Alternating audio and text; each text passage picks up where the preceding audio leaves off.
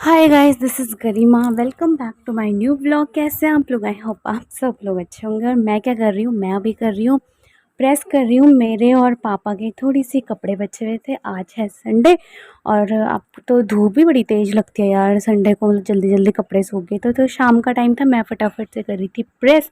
और बाहर का मौसम देखो, अभी तक भी धूप नहीं गई है पर हमारी चाय वाय बन चुकी थी। उसके बाद मैं रेडी होती हूँ शॉप पे जाने के लिए। कौन सी शॉप पे जाने के लिए? एक्वेरियम वाली शॉप में, जहाँ से हनी की ज़िद थी। हनु ने मेरे को दिमाग ख़राब कर रखा है, मुझे पागल कर रखा है कि मछली लेनी है, मछली लेनी है, फ़िश लेनी है, फ़िश लेनी है। तो मैंने कहा चलो चलिए लो, वरना तो मेरे कान खा जाओगे करके। तो हम चले गए थे एक्वेरियम वाली फ़िश देखने के लिए। यहाँ पे हमारी क्यारी में भी ना टमाटर के पौधे भी बड़े हो चुके हैं, मिर्ची के, भिंडी के, सब अच्छी तरीके से लग चुके हैं।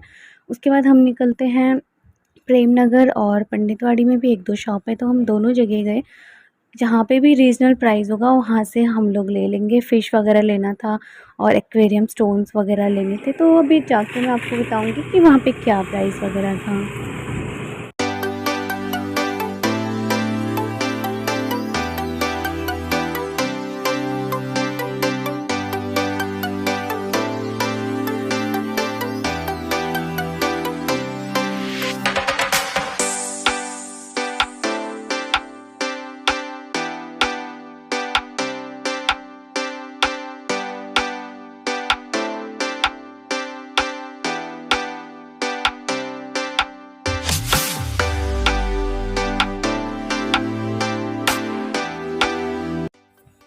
फिर हम पहुँचते हैं एक्वेरियम वाली शॉप पे। यहाँ पे थी बहुत सारी फ़िश वैरायटी थी। ये एक एक्वेरियम था जिसमें छोटी, बहुत ज़्यादा छोटी साइज़ की मछली थी, जैसे हमारे नाखून बराबर। और इन्होंने यहाँ पे ना अंडे भी दे रखे थे, क्योंकि ये वाली जो फ़िश थी ना ये बच्चे देने वाली थी। और इन्होंने अपने आप से यहाँ पे बहुत ज़्यादा प्रोडक्शन वगैरह किया हुआ था। और ये वाला सबसे बड़ा टैंक था यहाँ पे, जिसमें शार्क्स थी। ये सारी शार्क्स फ़िश हैं। इसमें सिर्फ एक फ़िश इनके साथ रखी हुई थी, गोल्डन फ़िश। पता नहीं उन भैया ने इनके साथ वो गोल्डन फ़िश क्यों रख दी, मुझे तो समझ नहीं आया। अगर आप लोगों को पता है तो कमेंट में ज़रूर बताना। और शार्क फ़िश को कोई पालता है क्या एक्वेरियम में? अगर आप लोगों में से किसी ने पाला है तो कमेंट में ज़रूर बताना। वो भी शार्क, और वो बहुत छोटी थी, लग भी नहीं रही थी शार्क जैसा, कुछ और ही लग रहा था। यहाँ पे बहुत सारी फ़िश वैरायटी थी, बहुत, मतलब पूरी शॉप में बस इनके इधर-इधर सब जगह टैंक के टैंक थे। कहीं पे वाइट फ़िश थी, कहीं पे गोल्डन फ़िश थी, कहीं पे कुछ था, कहीं पे बहुत सारी, मतलब बहुत सारी अलग-अलग वैरायटी थी। और देख के बड़ा सुकून पड़ रहा था, बहुत स्ट्रेस कम हो रहा था, बहुत अच्छा लग रहा था देख-देख के फ़िश को। तो हमने बहुत सारी फ़िश देखी, इधर देखा, उधर देखा, ये वाली देखी, वो वाली देखी, हमने बहुत सारी देखी। लास्ट में मैंने भैया को एक ही चीज़ पूछा कि भैया इनमें से वो वाली कौन सी फ़िश है जिसकी इम्यूनिटी पावर सबसे ज़्यादा है? तो भैया ने बोला इम्यूनिटी पावर के हिसाब से ये वाली फ़िश जो है सबसे ज़्यादा स्ट्रॉन्ग है। तो हमने डिसाइड किया कि अगर ये सबसे ज़्यादा स्ट्रॉन्ग फ़िश है तो हम इसी को लेके जाएँगे, क्योंकि फ़िश ना बहुत ज़्यादा जल्दी मरती है।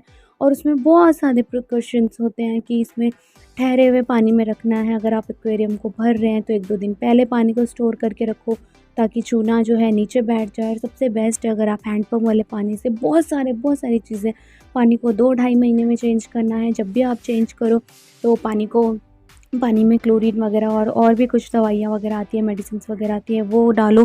बहुत सारी चीज़ें थी। तो यहाँ पे एक्वेरियम भी अब देखो कितने अच्छे आ गए ना, ऑटोमेटिक आ गए। देखो फुल्ली ऑटोमेटिक एक्वेरियम था, इसमें लाइट वगैरह, ऑक्सीजन वगैरह, फ़िल्टर वगैरह सब कुछ पहले से ही फिट था। और इतना छोटा एक्वेरियम था, 3800 रुपये का, 4000 का। और ये वाला था 7000 का। फ़ोन में तो फिर भी छोटे दिख रहे हैं, बड़े दिख रहे हैं, वो बहुत ज़्यादा छोटे थे, पता है। और ये देखो, ये रियल स्टोन रखे हुए हैं, पता है, नदी से लाए हुए पत्थर रियल स्टोन थे। तो मैंने सोचा मैं भी अपने छोटे से एक्वेरियम के लिए ऐसा ही कुछ ले लेती हूँ। प्लास्टिक के थे तो मुझे पसंद नहीं आए, ये दिखा रहे थे। और यहाँ पे ना इनकी वैरायटी कम रखी हुई थी, ख़त्म हो गए थे, भैया कह रहे थे। और मुझे रियल स्टोन लेने थे जिसमें मछलियों को थोड़ी वैसा सा फील आए। प्लांट वगैरह भी मैंने पूछा, तो हमारा एक्वेरियम इतना बड़ा नहीं है कि हम उसमें इतने बड़े-बड़े कोई प्लांट रखें। तो फिर मैंने भैया को पूछा कोई आर्टिफ़िशियल सा छोटा-सा कोई प्लांट या फ्लावर टाइप का कुछ दे दो। तो हमको लास्ट में पसंद आया ये रेड और येलो वाला। तो हमने ये वाला ले लिया, अच्छा लग रहा था। और एक्वेरियम में भी लगाने के बाद बहुत अच्छा लग रहा था, बहुत सुंदर लग रहा था। और बहुत ही ज़्यादा रीज़नेबल प्राइस थे यहाँ पे। शॉप का नाम मैं भूल गई हूँ, अगर आप लोगों को किसी को जाना होगा तो मुझे कमेंट में ज़रूर बताना। क्योंकि हमने देखो यहाँ से 5 मछलियाँ भी ली हैं, ठीक है। और उसके बाद हमने यहाँ से 2 दवाइयाँ ली हैं, इनकी क्लोरीन वगैरह और जो भी आता है। एक स्टोन का पैकेट लिया है येलो कलर का। फिर भी हमारा ना टोटल प्राइस सिर्फ 250 रुपये आया। मान सकते हो सिर्फ 250 रुपये। अगर आप लोगों को भी लेना है और बहुत अच्छे प्राइस वैल्यू पे लेना है तो आप मुझे कमेंट में कमेंट कर सकते हो, ताकि मैं आपको शॉप का नाम बताऊँ। ये शॉप है पंडितवाड़ी में, आप लोग भी जाके ख़रीद सकते हो। तो घर आके फाइनली हमने इसमें मछलियाँ डाल दी। जो भैया ने हमें पन्नी में पैक करके मछली दी थी ना, पहले वो हमने एक्वेरियम के पानी में पन्नी के साथ ही डाला था, ताकि दोनों का टेम्परेचर सेम हो जाए। बाद में इन दोनों को एक साथ डाल दिया, सारे पानी को इकट्ठे करके। और इतनी देर में ना मेरे पेट में भी बहुत ज़्यादा पेन सा मुझे फ़ील हुआ। तो पहले तो मैं सोच रही थी कुछ कोल्ड ड्रिंक वगैरह पी लूँ, लेकिन बाद में मेरी नज़र गई इस जीरे सोडा पे। तो उन्होंने कहा जीरा सोडा पी ले, तेरे को अच्छा फ़ील होगा, क्योंकि मुझे ना बहुत ज़्यादा मन कच्चा-कच्चा सा हो रहा था, वॉमिटिंग की हो रही थी बहुत ज़्यादा। तो मेरे को पसंद नहीं है जीरा सोडा, लेकिन मैंने फिर भी पी लिया ताकि मेरा मन ख़राब ना हो। तो फाइनली होती है रात, एक्वेरियम देखते-देखते ना रात ही हो जाती है और डिनर का टाइम हो जाता है। तो रात होने से पहले ना हनु वहाँ से दीदी लोगों के यहाँ से कुछ टमाटर की पौध ले आए थे और बैंगन वगैरह की, तो वही सब बो रहे थे अच्छी तरह।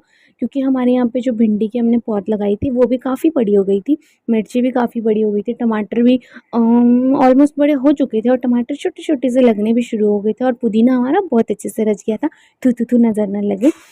तो वही यहाँ पे हनु कर रहे थे क्यारी-व्यारी बनाने की तैयारी, और मैंने सोचा तब तक मैं डिनर-विनर की तैयारी कर लेती हूँ। आज मेरे दिमाग में था कि मैं आलू टमाटर की सब्ज़ी बनाऊँ सिंपल-सिंपल सी, और सुबह के लिए आलू और लौकी की सब्ज़ी बनाऊँगी। जो तो फिर मैं अंदर गई, मैंने फटाफट से क्या करा, डिनर की तैयारी करने के लिए।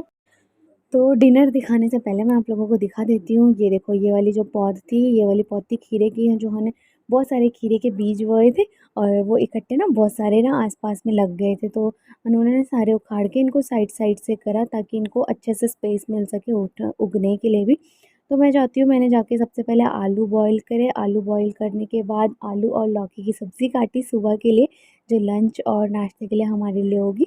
और उसके बाद मैं आटा-वाटा गूँथने की तैयारी कर ही रही थी। तो जब तक मैं बनाने की तैयारी कर ही रही थी, वहाँ से आ जाता है भाई दीदी का फ़ोन, क्योंकि दीदी की आज सुबह से बहुत ज़्यादा हालत ख़राब थी, उनके पेट में बहुत ज़्यादा पेन था और फाइनली उनको ड्रिप भी चढ़ गई थी। तो फिर मैंने सोचा कि चलो हम लोग भी वहीं जाके खाना बना लेंगे, क्योंकि दोनों बच्चे भी थे और मम्मी भी थी, और फिर बच्चे फिर भूखे बैठे रहते, क्योंकि भैया भी गए थे दीदी के साथ में ड्रिप वगैरह लगाने के लिए। तो फिर हम लोग भी चले जाते हैं। दीदी के लिए यहाँ पे दाल-वाल उबाली हुई थी। पहले तो मैंने कुकर में मम्मी और के यहाँ पर ही आलू बॉयल करने के लिए रखे, फिर मुझे याद आया कि हमने भी तो आलू बॉयल करे।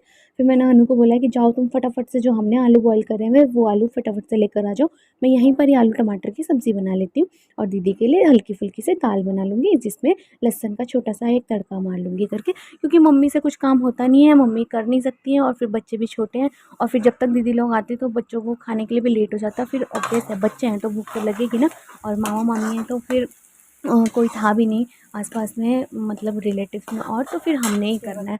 तो फिर इस वजह से हम लोग गए वहाँ पे, हमने फटाफट से खाना बनाया, टेस्टी-टेस्टी सा मस्त-मस्त सा खाना बनाया। तो आज मतलब सुबह से ही दीदी की बहुत ज़्यादा हालत ख़राब थी, तो मैंने हनु ने फटाफट से जाके डिनर-विनर तैयार किया। वैसे तो जेरी मेरे पास आया था 2 बारी कि मामी प्लीज़ अपना अच्छी सी टेस्टी सी सब्ज़ी बनाना, क्या बना रहे हो? तो मैंने बोला आलू टमाटर की सब्ज़ी। तो जेरी ने बोला ठीक है मामी, कुछ भी बनाओ पर आप अच्छा बनाना। तो वैसे तो मैंने अच्छी बनाई थी, सबने तारीफ़ करी। मम्मी को जैसे-तैसे कोई भी सब्ज़ी एकदम से अच्छी नहीं लगती, लेकिन मम्मी ने भी मेरी सब्ज़ी की तारीफ़ करी कि नहीं सब्ज़ी तो बहुत स्वाद बनी थी, मम्मी को भी बहुत अच्छा लगा।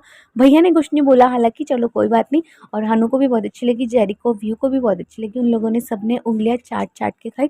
तो सुबह से ही दीदी के पेट में ना पेन था, नहीं सॉरी सुबह से नहीं, कल सैटरडे की नाइट से दीदी के पेट में पेन था, वो बढ़ता ही गया, क्योंकि उन्होंने कुछ ज़्यादा खा लिया था एनिवर्सरी के बाद से।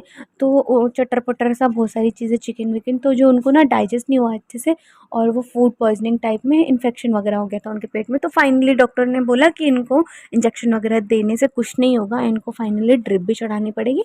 तो इस वजह से तो उनकी थी हालत ख़राब। तो सुबह भी मैंने फटाफट से पराठे-वराठे बना दिए थे नाश्ते के लिए, और दिन में सभी बच्चों के लिए और दीदी लोगों के लिए खाना बना दिया था, और रात का हम लोग बना रहे थे डिनर। तो यहाँ पे जेरी और व्यू भी आ जाते हैं फाइनली किचन में कि क्या बन रहा है, क्या पता मामी कुछ स्पेशल बना रही हो अगर मम्मी नहीं है, पर ऐसा कुछ नहीं था, मैं बनाई थी सिंपल से आलू। और जेरी कहता आलू बना रहे हो? मैंने कहा हाँ जी बेटा जी। फिर हमने आलू बनाए बहुत टेस्टी से, और खाया बढ़िया करके डिनर। यहाँ पे मैं दूसरी साइड में ना दीदी के लिए दाल भी बनाई थी। दाल सिंपल सी बन रही थी, मलका की दाल। बस सिंपल सा जीरा और हींग वगैरह का तड़का डाला मैंने। पता नहीं बनी कैसी होगी, लेकिन मैंने अच्छी बनाई थी जहाँ तक मुझे लग रहा है। थोड़ी सी गाढ़ी हो गई थी, दीदी ने खाई नहीं बोले, क्योंकि जैसे ही वो कुछ खा रहे थे ना उनके पेट में दोबारा से दर्द वगैरह शुरू हो जा रहा था। तो दीदी लोगों को आने में ना लेट हो जाता, 9:30 ऑलरेडी हो चुके थे। तो मैंने मम्मी और पापा दोनों को खाना दे दिया था। मैंने कहा आप लोग खा लो। मम्मी बोले तो दीदी की सास, पापा बोले तो मेरे ससुर, दोनों अलग हैं, ठीक है। यहाँ पे बच्चों को भी मैंने खाना दे दिया था। तो आज व्यू ना टिल्लू खुद से ही खाना खा रहा था, वरना मम्मा खिलाती हैं इसको। तो पापा ने भी खाना वाना खा के हाथ वाथ धोए। हनु ने भी खाया अपना खाना, मैंने भी खाया। फिर हम लोग कर रहे थे दीदी और भैया के आने का वेट। तो यहाँ पे हम लोग खा लेते हैं खाना, और यहाँ पे मैं दीदी के लिए अलग से दाल रखी जाती हूँ, रोटी वगैरह बना चुकी होती हूँ मैं। भैया के लिए आलू की सब्ज़ी बचा के रख देती। तो फिर इतने में 9:30 10 बज चुके थे। फाइनली दीदी आ गई थी ड्रिप वगैरह चढ़वा के। और यहाँ पे जेरी और व्यू दोनों अपनी मम्मी को टुकुर टुकुर देख रहे थे। दीदी की हालत देख रहे हो, बहुत ज़्यादा ख़राब थी इनकी हालत। अब पता नहीं अंदर क्या हो रहा था, पेट में क्या नहीं हो रहा था, भाई हम तो नहीं बोल सकते हैं, क्योंकि हमें जब फील ही नहीं हो रहा तो हम कैसे किसी को जज कर सकते हैं ना। पर उन्हीं को पता होगा कि क्या हो रहा है क्या नहीं हो रहा। तो मैंने उनको पूछा था खाना वाना डालने के लिए, तो उन्होंने अभी तो मना करा था। तब तक तो पापा पूछने आ गए थे उनकी तबीयत। पापा भी खाना वाना खा के यहीं पे बैठे हुए थे कि जब तक दीदी और नहीं आएंगे उसके बाद ही जाऊंगा करके। तो ये था गाइज मेरा छोटा सा व्लॉग। कैसा लगा आप लोगों को? ये था मेरा संडे का व्लॉग। अगर अच्छा लगा होगा तो वीडियो को करना लाइक कमेंट और शेयर। उसके बाद मैं रख देती हूँ दीदी और भैया का खाना। तो दीदी को मैं ऑलरेडी दाल और रोटी दे देती हूँ, जो दीदी नहीं खाती हैं। तो भैया के लिए रखती हूँ मैं रोटी चावल और आलू की सब्ज़ी, और सुबह की बनी हुई थोड़ी सी अंडे की सब्ज़ी। So thanks for watching.